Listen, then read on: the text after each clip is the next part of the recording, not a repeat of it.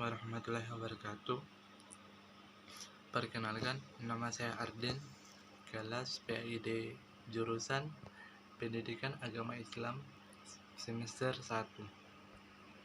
Pembuatan video ini untuk memenuhi mata kuliah ilmu filsafat. Dalam video kali ini saya membahas tentang artikel aksiologi. Langsung saja kepada pembahasannya. Pengertian aksiologi. Menurut bahasa Yunani, aksiologi berasal dari kata aksio yang artinya nilai dan logos artinya teori atau ilmu. Menurut Kamus Besar Bahasa Indonesia, aksiologi adalah kegunaan ilmu pengetahuan bagi kehidupan manusia, kajian tentang nilai-nilai khususnya etika. Dalam Encyclopedia of Philosophy dijelaskan aksiologi disamakan dengan value dan valuation. Jadi, aksiologi adalah teori tentang nilai. Berikut ini dijelaskan beberapa definisi aksiologi. Yang pertama itu, menurut Surya Sumantri, aksiologi adalah teori nilai yang berkaitan dengan kegunaan dari pengetahuan yang diperoleh. Yang kedua, menurut Wibosono, aksiologi adalah nilai sebagai tolak ukur kebenaran, etika, dan moral sebagai dasar normatif penelitian dan pengalihan serta penerapan ilmu. Yang ketiga itu Schleyer dan Lafeld mengontraskan aksiologi dengan priologi, yaitu suatu teori dasar tentang tindakan, tetapi lebih sering dikontraskan aksiologi dengan praxeologi, yaitu suatu teori dasar tentang tindakan, tetapi lebih sering dikontraskan itu mengenai tindakan baik secara normal. Yang keempat itu Lafengers memberikan pendapat bahwa aksiologi itu terdiri atas dua hal utama, yaitu etika dan estetika.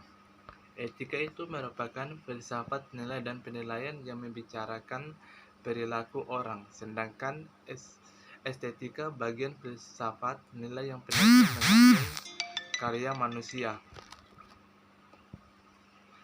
dari sudut indah dan jelek. Kelima, Katsoff mendefinisikan aksiologi sebagai ilmu pengetahuan yang menyelidiki hakikat nilai yang umumnya ditinjau dari sudut pandang kefilsafatan. Dan keenam itu, menurut Bramel, aksiologi terbagi tiga bagian, yaitu moral conduct, yaitu tindakan moral, bidang melahirkan disiplin khususnya yaitu etika. Yang kedua itu estetik expressions, yaitu ekspresi keindahan. Bidang ini melahirkan keindahan. Yang ketiga itu social politic belief, yaitu kehidupan sosial politik yang akan melahirkan filsafat sosial politik. Pengertian filsafat. Istilah filsafat berasal dari bahasa Yunani philosophia, yang dalam perkembangan berikut dikenal dalam bahasa lain yaitu filosofia, Jerman, Belanda, dan Prancis. Filosofia itu berasal dari Inggris, filosofia itu berasal dari bahasa Latin, dan falsafat itu berasal dari bahasa Arab.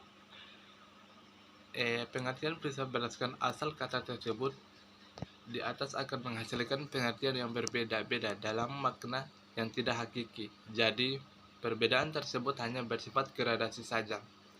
Aktivitas akal budi yang dilakukan oleh filsufit yang berubah filosofia memiliki dua unsur, yaitu pertama Philem dan Sophia. Kedua Philos dan Sophia. Dan pengertian dan para filsuf itu telah merumuskan pengertian filsafat sebagai berikut. Yang pertama itu menurut Plato, filsafat adalah pengetahuan yang berminat mencapai pengetahuan kebenaran yang asli.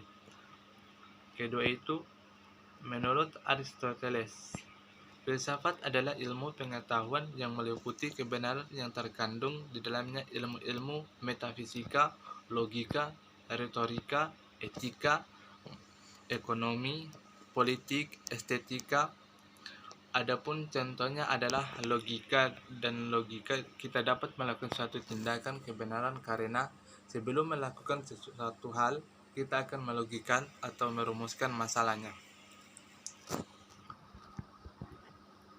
Contoh yang kedua itu ekonomi. Dengan menghubungkan ekonomi dan filsafat, maka akan tercipta ekonomi yang jujur berdasarkan aturan yang berlaku dan tindakan.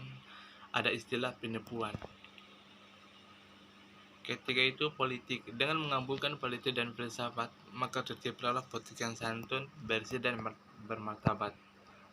Pengertian filsafat menurut Al-Farabi. Filsafat ilmu tentang alam mawjud, bagaimana hakikat yang sebenarnya. Yang keempat itu René Descartes. Filsafat ilmu adalah kumpulan pengetahuan di mana Tuhan, alam, dan manusia menjadi pokok penyelidikan. Pengertian filsafat yang kelima itu menurut Immanuel Kant. Filsafat ilmu adalah ilmu yang menjadi pokok pangkal dari segala pengetahuan yang di dalamnya tercangkup masalah epistemologi atau filsafat pengetahuan yang menjawab persoalan apa yang harus kita ketahui. Yang keenam itu Lavenges. Filsafat adalah berpikir tentang masalah yang akhir dan menentukan, yaitu masalah-masalah yang mengenai makna keadaan, Tuhan, keabadian, dan kebebasan. Yang ketujuh itu Hasbullah Bakri. Ilmu filsafat adalah ilmu yang menyelidiki segala sesuatu dengan mendalami mengenai kebutuhan alam semesta dan manusia, sehingga menghasilkan pengetahuan tentang bagaimanakah hakikat sejauh yang dicapai akal manusia dan bagaimanakah sikap manusia itu seharusnya setelah mencapai pengetahuan. Kegunaan aksiologi filsafat.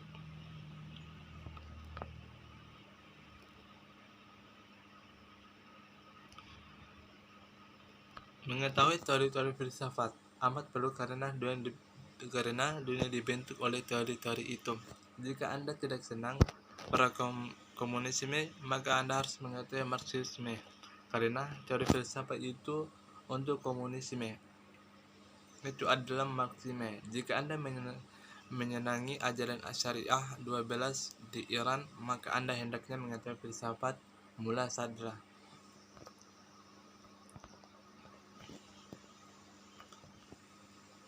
Filsafat sebagai pandangan kehidupan tentang perlu juga diketahui mengapa misalnya salah satu orang presiden Amerika telah mengaku berzina dan masyarakat yang memberikan dukungan. Mungkin hal ini seperti itu Indonesia. Presiden Indonesia mengaku berzina pasti akan dicopot oleh masyarakat Indonesia. Mengapa berbeda? Karena paham mereka itu berbeda dengan negara Amerika.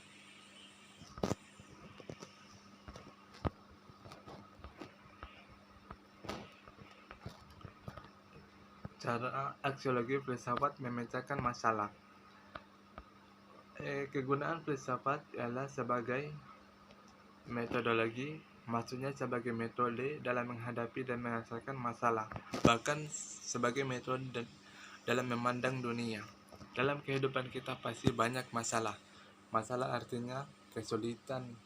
Kehidupan akan dijalani lebih enak bila masalah terselesaikan. Ada banyak cara dalam menyelesaikan masalah, mulai dari yang amat sederhana sampai yang rumit. Contohnya itu ada rapat di sebuah RT yang dibicarakan masalah keamanan. Pak Ketua RT itu menyatakan bahwa akhir ini di kampung kita banyak pencurian. Jadi seperti biasa, menanggapi hal itu, bahwa masyarakat setempat itu mengusulkan agar ronda dalam dipergiat. Inilah kira-kira cara yang awam untuk menyelesaikan masalahnya. Itulah pemaparan materi dari saya. Sekian dari saya. Wassalamualaikum warahmatullahi wabarakatuh.